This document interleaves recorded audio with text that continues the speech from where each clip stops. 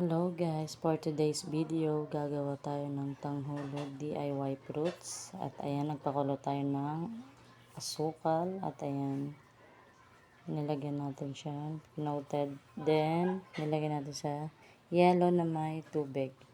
At feeling ko hindi siya totally matigas kasi nga tube ice lang yung ginamit namin. So, kahit papano naman, nakain naman namin siya lahat. At siguro next time, baka ma-perfect na namin siya. At ayan nga ang aming nagawa. So ayan, makikita nyo medyo malambot siya guys. Hindi siya pa talaga totally matigas.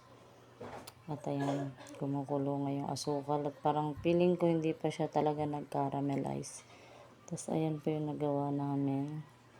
Makikita nyo parang may asukal pa siya konti. So next time, naayusin ko na lang siguro para ma-perfect na. Pero by the way, hindi naman siya nasayang kasi nga kinain naman din namin lahat.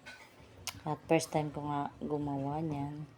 So, yun lang. Salamat sa panonood guys. Ay bale, ito pala yung yung starting niya kanina. Ayan, before and after. So, ayan. Yung anak ko naman yung nag-try maggawa. Ayan nga, sinawsaw niya ulit sa tubig na may pizza. Yun lang.